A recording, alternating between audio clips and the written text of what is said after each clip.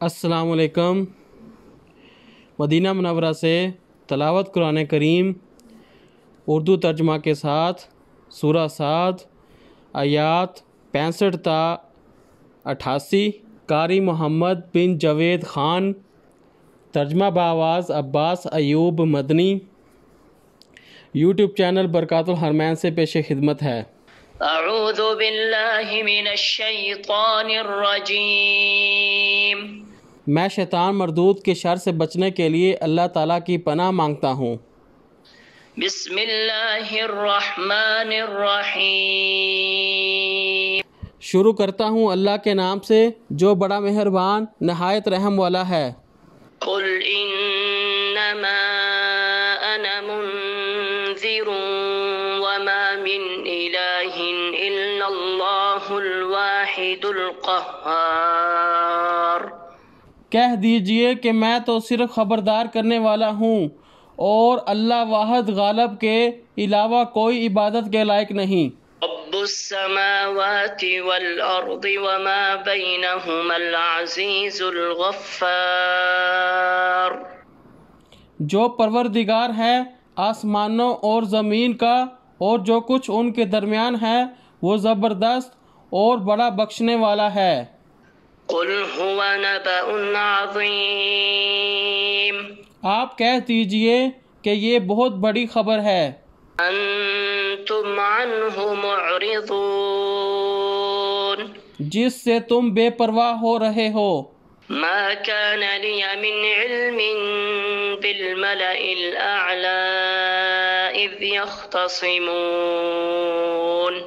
مجھے ان بلند قدر فرشتوں کی بات چیت کا کوئی علم ہی نہیں جب کہ وہ تکرار کر رہے تھے۔ إن يوحى إلي إلا أنما أنا نذير مبين۔ میری طرف فقط یہی وحی کی جاتی ہے کہ میں تو صاف صاف آگاہ کر دینے والا ہوں۔ إذ قال ربك للملائكة إني خالق بشرا من طين۔ جب کہ آپ کے رب نے فرشتوں سے ارشاد فرمایا کہ میں مٹی سے انسان کو پیدا کرنے والا ہوں۔ فَإِذَا سَوَّيْتُهُ وَنَفَخْتُ فِيهِ مِن رُّوحِي فَقَعُوا لَهُ سَاجِدِينَ۔ سو جب میں اسے ٹھیک ٹھاک کر لوں اور اس میں اپنی روح پھونک دوں تو تم سب اس کے سامنے سجدے میں گر پڑنا۔ فَسَجَدَ الْمَلَائِكَةُ كُلُّهُمْ أَجْمَعُونَ۔ چنانچہ تمام فرشتوں نے سجدہ کیا إِلَّا إِبْلِيسَ اسْتَكْبَرَ وَكَانَ مِنَ الْكَافِرِينَ۔ مگر ابلیس نے نہ کیا، اس نے تکبر کیا اور وہ تھا کافروں میں سے۔ قال يا إبليس ما منعك أن تسجد لما خلقت بيدي أستكبرت أم كنت من العالين۔ اللہ تعالیٰ نے فرمایا، اے ابلیس، تجھے اسے سجدہ کرنے سے کس چیز نے روکا جسے میں نے اپنے ہاتھوں سے پیدا کیا؟ کیا تو کچھ گھمنڈ میں آ گیا ہے یا تو بڑے درجے والوں میں سے ہے؟ قال أنا خير منه خلقتني من نار وخلقته من طين۔ اس نے جواب دیا کہ میں اس سے بہتر ہوں، تو نے مجھے آگ سے بنایا اور اسے مٹی سے بنایا ہے۔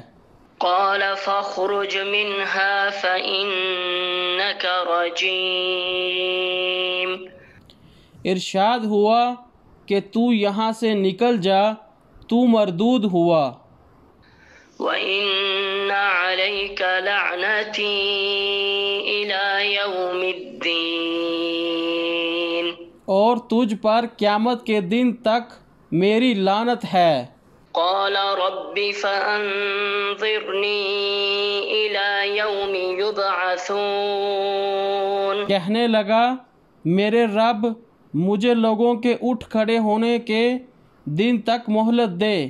قال فإنك من المنظرين اللہ تعالیٰ نے فرمایا تو مہلت والوں میں سے ہے إلى يوم الوقت المعلوم متعین وقت کے دن تک۔